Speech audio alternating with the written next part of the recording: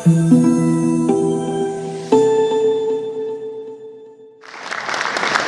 you. Salam alaikum. Thank you so much, Anna, for this wonderful introduction, and thank you, Sheikh Mustafa, for inviting me for such a great occasion. And it's great to see everyone here tonight. I think what it demonstrates is that no matter how much they try to target us, no matter how much they try to instill fear in the American public about Islam and Muslims, we always see Muslims coming out in numbers to show our strength, that we will not be intimidated by anyone. We stand tall and proud in our pride as American Muslims. So I just want to congratulate all of you for coming out tonight. Everybody always asks me, how did you get involved in this work? And I say, you know, when I was in high school, my father sat me down and he goes, I want you to choose the major in college that you like the most, because then you'll like it, and then you'll be the best in that field. And then the next night he asked me again, he says, what have you decided? Are you going to be a doctor or an engineer? I tried both. I really didn't have that much of an interest in either. My passion has always been to work for Islam in America. And I am very privileged and humbled that I can do that.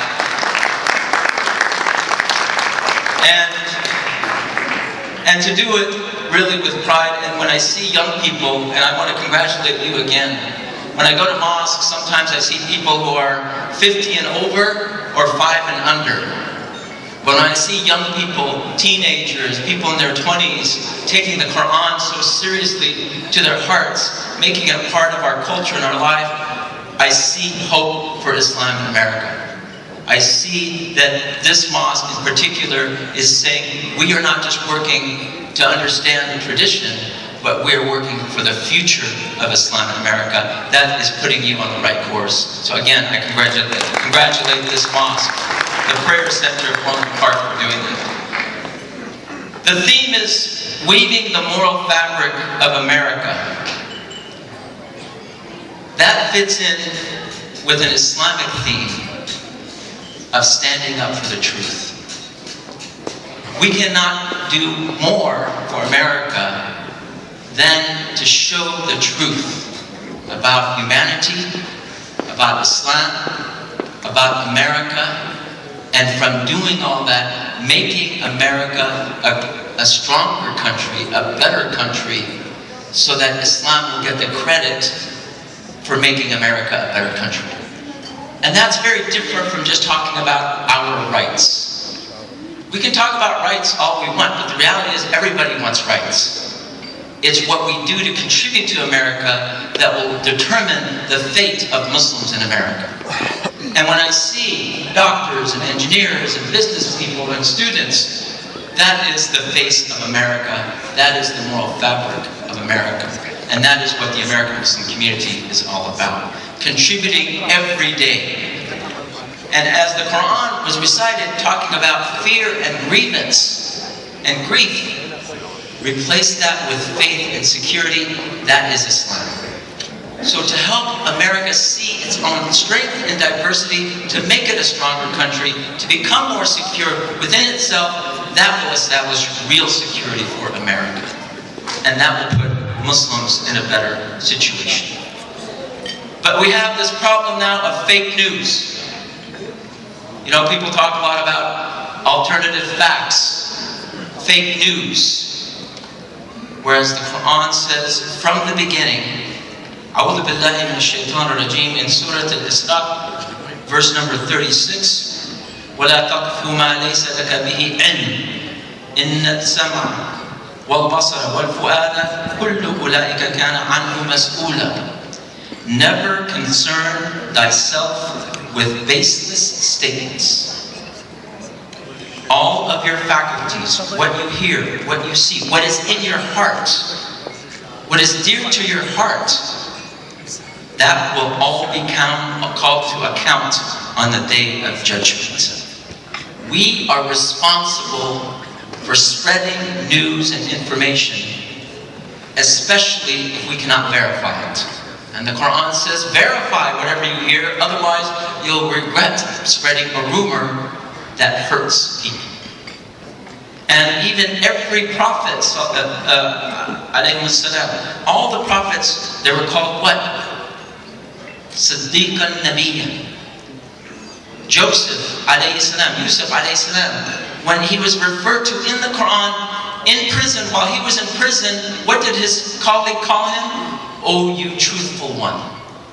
So even if you are in dire straits, in the worst situation, in prison, if you're known to be the truthful one, the truth will eventually come out and be known. The Quran talks about truth and falsehood in this metaphor.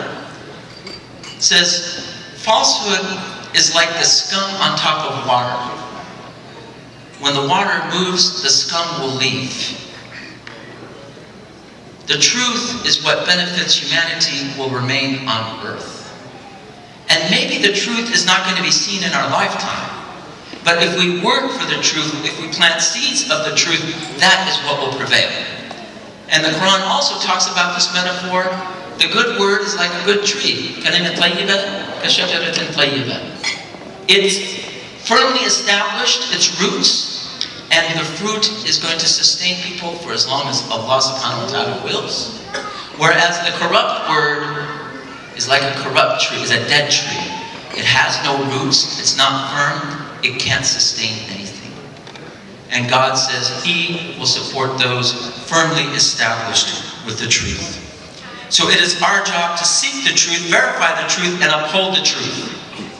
Because that provides us the peace of mind, the strength in faith, and establish ourselves as a community of truth.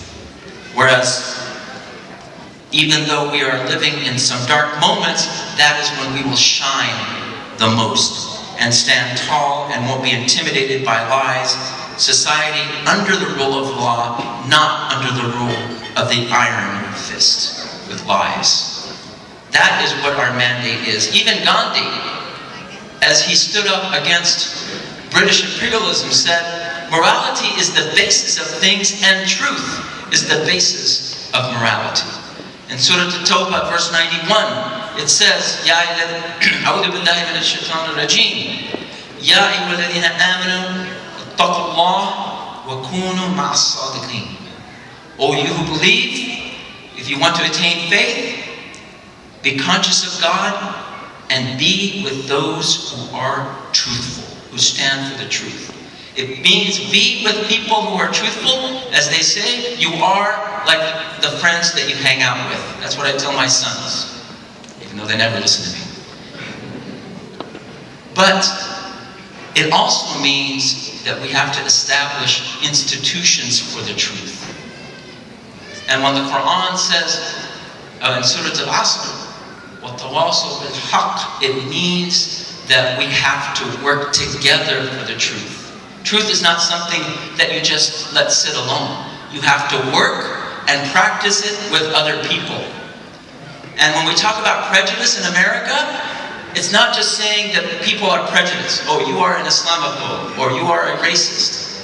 That will just enrage people more. The Prophet Muhammad didn't go to the Quraysh and just accuse people one by one and say, you're this and you're that, you're that. No, he stood for the truth and he worked as Rahmatan lil Alamin, as a mercy to humanity.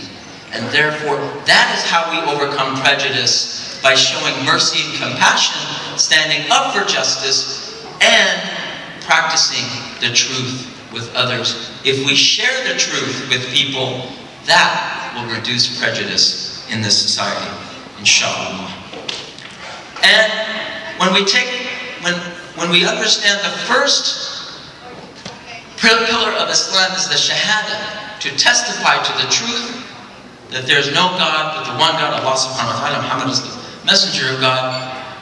It means also that we are a people who have to testify to the truth. As the Quran says, A'udhu billahi minash shaitanir rajim, in Surah Al-Baqarah, وَكَذَلِكَ جَعَلْنَاكُمْ أُمَّةً وَسَطًا لِتَكُونُوا شُهَدَاءَ عَلَى النَّاسِ وَيَكُونَ الرَّسُولُ عَلَيْكُمْ شَهِيدًا.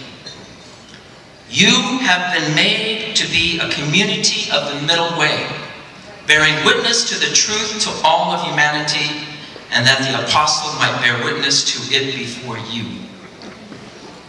There is a crumbling of the middle ground in America. The left and the right are becoming further and further apart. It takes courageous people to hold on to the middle way, and to testify to the middle ground. It is up to us to be that community of the middle way. We need it now more than ever. America needs us now more than ever. America needs Islam now more than ever.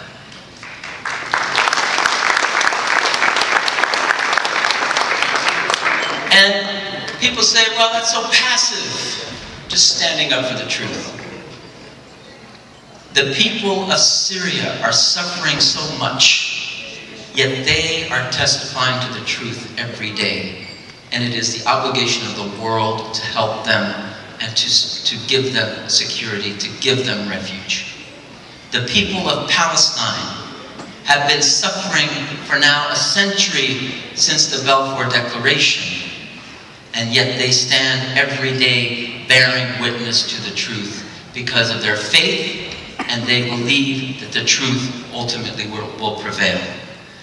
And so justice is not something that happens just because people say we need to be just. Justice requires people to stand up for the truth and to have institutions that represent the truth. And we have to start with our mosques, like the prayer center of Orland Park and all the Islamic centers and mosques, as institutions for the truth that we have to support. Because you and I will pass on. Institutions will remain.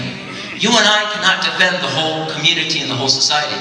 Institutions are the ones that will defend our rights. We have to support institutions now more than ever. And in the Declaration of Independence, it says, we hold these truths to be self-evident, that all men are created equal, endowed by our Creator with inalienable rights of life, liberty, and the pursuit of happiness. It is bearing witness to that truth, that the will of Allah subhanahu wa ta'ala is for us, as was stated before, to serve the creation.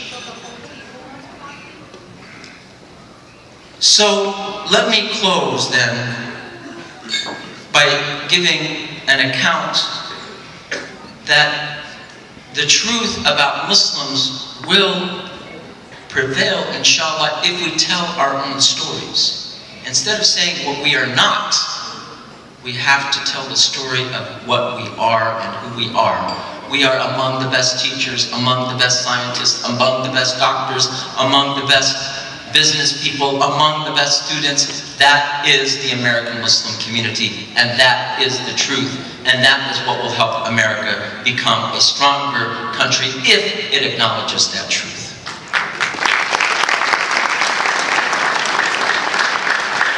And in the Supreme Court, there is a commemoration of the Prophet Muhammad sallallahu alaihi wasallam. They cannot take that away from us. When they built the Supreme Court, they put our Prophet Muhammad sallallahu alaihi wasallam along with Moses and Solomon and all the lawgivers of human civilization, and they recognized Islam as a source of giving law to society and to humanity. And we keep saying America is a nation under the rule of law. The Prophet Muhammad sallallahu alaihi wasallam is the first leader who gave the rule of law as the social contract between him, the ruler, and the ruled, in the Medina Constitution. That constitution in Medina is very similar to our constitution in the United States, because it is simply a social contract between the people and the rulers. And in doing that, then our country will never rid itself from this falsehood, will rid itself from this falsehood that Islam is incompatible with a quote-unquote Judeo-Christian tradition.